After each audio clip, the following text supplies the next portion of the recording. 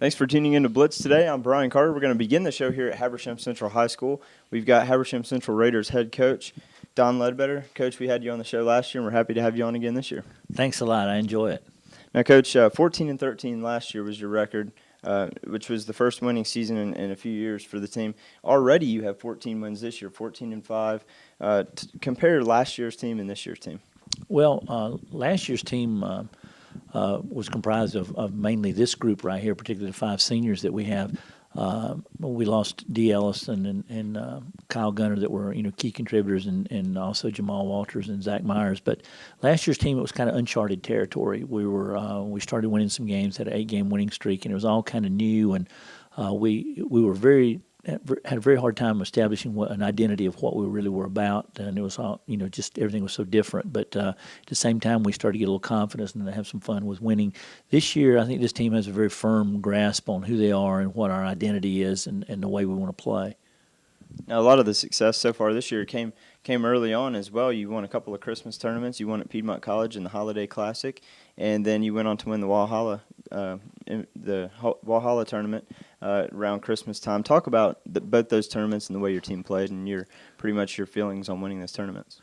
Right. The Piedmont tournament was good for us to beat North Oconee and White, who later came back and beat us here in a game. I thought it was a good White County team, and we played a really good basketball game, but especially defensively to beat White in the finals of that because I think they're a very talented team and they're having a good year.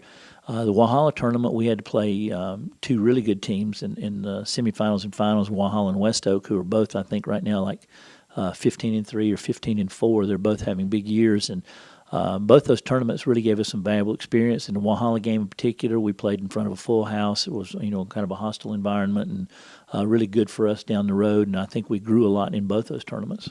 Now, Coach, in previous years, most of your schedule is made up of region games. Last year in particular, you had maybe 10 non-region games. This year, it was a little more split up. You had 15 non-region games this year on the schedule. Do you feel that kind of gets the guys a little more tuned up when it comes to playing in region games? I think it definitely is an advantage for us. Number one, it really cuts down our travel. We're able to play people that are closer by us. Last year, we had to play, one game against the 5 schools in the other side of the region, and you're talking Heritage and Loganville and Salem and Rockdale, and so there's a good bit of travel involved in that. And the changing the schedule around allowed us to play a little bit closer around here and generate a little more fan support and give us a chance to kind of grow and develop as a basketball team before jumping into region like we did last year with the very first basketball game. So this schedule certainly suits us a lot better. Now, Coach, you have 5 seniors on the team this year. Talk about those 5 guys and what they bring to the table. Well, this is the 30th team I've coached, and I've been doing it a long time, and I can say without a doubt it's the best group of seniors that I've ever been around. The character is just unbelievable. We have just good people that love to play the game, enjoy being on the team, enjoy playing with each other. Just a terrific group. We have Jake Brooks, a point guard, who's been on the varsity with me 4 years now. It's Jake. It's almost like radar on MASH used to be, where he says what I'm thinking before I say it. He's an extension of a coach. He's a coach on the floor.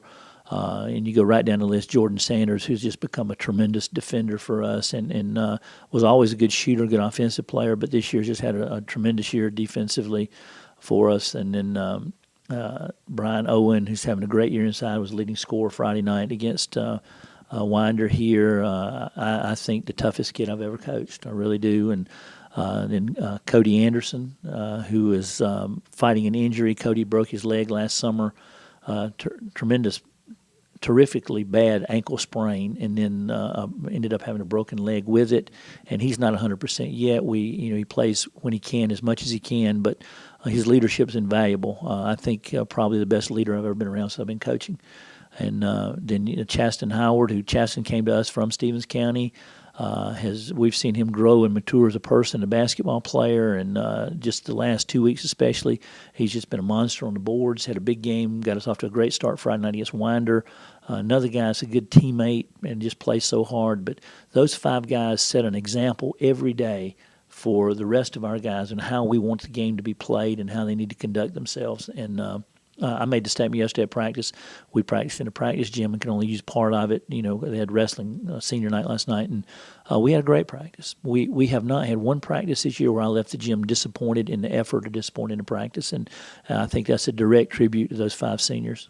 Well, that's a great perspective on that, because you can't really put a value on the intangibles like you're pretty much talking about. But looking at the rest of the roster, rounding that out, is there a big drop-off, a significant drop-off at all from the starters that are on the floor? What's the depth like on this team? Absolutely, not much drop-off at all. We're very comfortable playing anybody we have, and we have played them all in situations, and they all practice hard, and I think they all feel like they're an integral part of this team.